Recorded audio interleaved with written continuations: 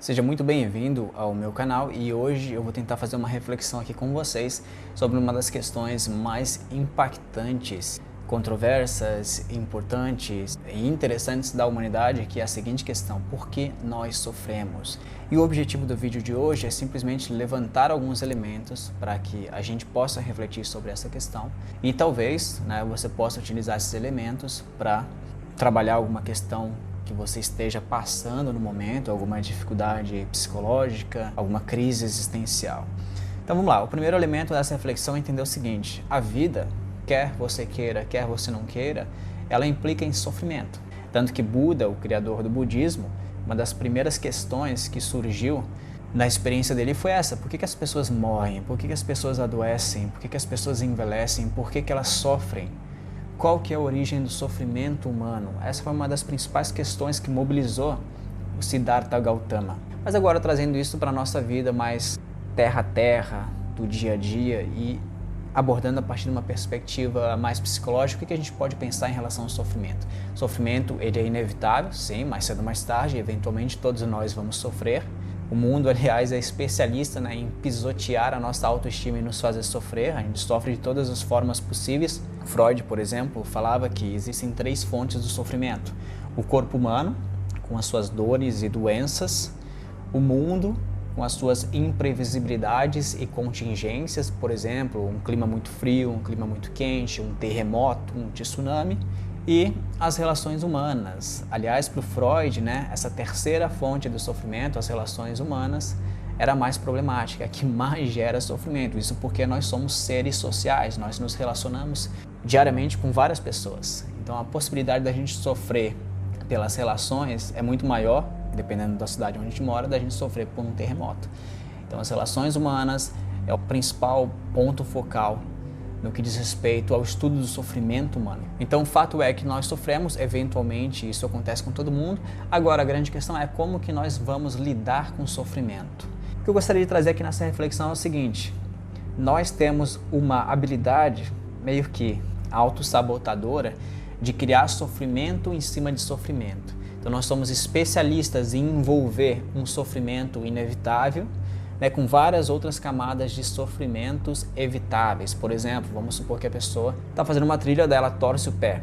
Isso é um sofrimento inevitável. Ela torceu o pé, agora vai ter que lidar com a recuperação. E ela fica 1 mês se recuperando. E nesse mês, ao invés de aceitar aquele fato, ela fica se culpando, se martirizando, porque graças ao fato dela ter torcido o pé, ela não pôde viajar com os amigos, ou ela não pôde fazer o vestibular, ou ela terminou um relacionamento, enfim, várias coisas.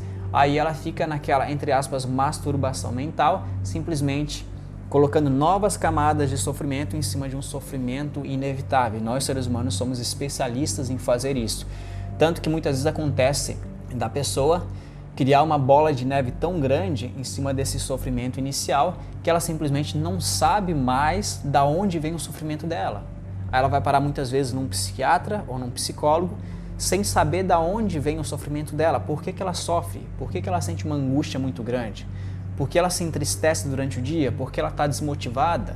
E a explicação não é porque falta dopamina, não é porque falta serotonina. Isso tudo é muito bonito, isso dá uma sensação de controle muitas vezes quando a gente estuda a parte neurocientífica do sofrimento humano. Mas a questão é muito mais complexa. Muitas vezes o sofrimento está na infância, está na pré-adolescência, está em acontecimentos que aconteceram há muitos anos atrás.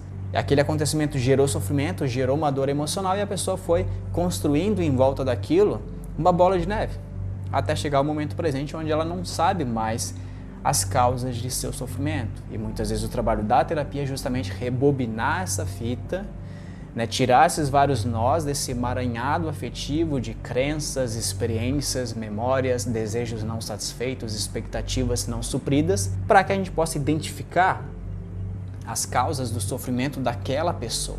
Então acho que um primeiro passo no entendimento dessa questão, por que a gente sofre, é entender que nós somos especialistas em construir ou em envolver sofrimentos com outras camadas de sofrimento. Esse é o primeiro passo. O segundo passo é a gente desenvolver uma forma de lidar com o sofrimento que seja mais benéfica, mais funcional, mais adaptativa para nós. Muitas vezes a nossa forma de lidar com o sofrimento gera mais sofrimento. Então, como lidar com o sofrimento sem gerar mais sofrimento? E uma das dicas, inclusive tem um vídeo aqui nesse canal, é a gente refletir e aprender a dicotomia do controle, que era, entre aspas, uma prática dos filósofos estoicos, que é mais ou menos o seguinte: você se perguntar naquilo que te acontece, principalmente nas experiências que geram sofrimento ou que geraram sofrimento, o que é que está sob teu controle e o que é que está fora do teu controle, e focar tuas energias e forças naquilo que você controla, e naquilo que você não controla, simplesmente deixar nas mãos do universo, nas mãos de Deus, nas mãos do destino. Muitas vezes a gente sofre porque a gente quer controlar aquilo que a gente não controla. Por exemplo, e esse exemplo é o mais comum de todos, numa relação, no término de uma relação, muitas vezes a pessoa acha que a outra pessoa terminou com ela porque ela não levou outra pessoa para passear no final de semana. Então ela acha que foi por causa disso que a outra pessoa parou de gostar dela. Mas na verdade é que a gente não controla o gostar de outra pessoa. No máximo a gente influi, a gente consegue influenciar, mas a gente não consegue controlar. Então, a partir do momento que a gente tem esse insight, que a gente não controla o gostar de outra pessoa, mas a gente controla o modo como nós vamos, aparecer para outra pessoa, isso já muda a nossa perspectiva. A nossa maneira de lidar com o término já se modifica também. Eu não vou mais ficar me martirizando, me culpando, achando que foi somente por minha culpa que a relação terminou. Na verdade, a relação terminou por vários fatores, envolvendo, evidentemente, as atitudes da pessoa, mas muitos outros fatores que estão fora do raio de ação, do raio de controle, da zona de governabilidade da pessoa que tomou um pé na bunda.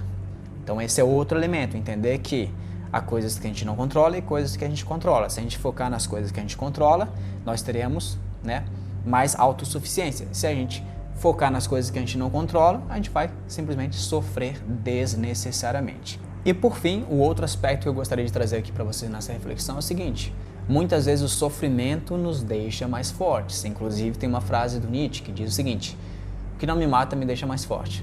É claro que falar dessa frase de forma leviana não é legal, até porque existem coisas que não nos matam e nos enfraquecem, Por exemplo, drogas, entre outras coisas. Mas o fato é que o que o Nietzsche estava querendo dizer com essa frase é o seguinte: se a gente souber utilizar os nossos sofrimentos como combustível para a nossa vontade, a gente pode se tornar mais forte. E exatamente isso que a gente admira, é isso que gera o encanto quando nós estamos assistindo uma série com heróis e heroínas.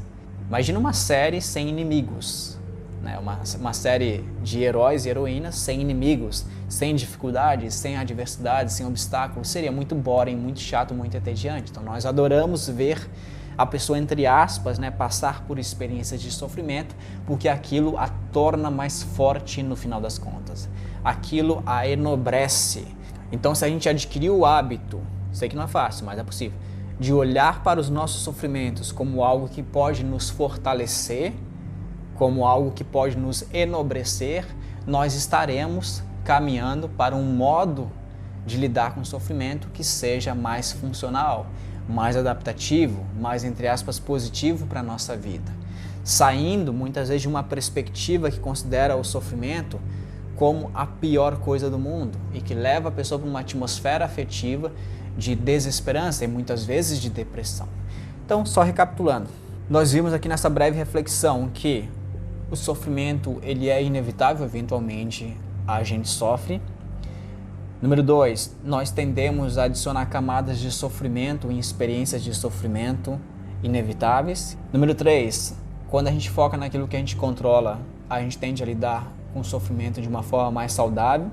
E número 4, quando a gente integra o sofrimento dentro da nossa experiência, quando a gente não joga ele para debaixo do tapete, mas usa ele como combustível para ficar mais forte, nós nos aperfeiçoamos ainda mais nessa lida com o sofrimento, ou seja, no lidar com o sofrimento. Sei que essa questão é extremamente complexa e eu gostaria de ouvir de vocês o que vocês acham dessa questão.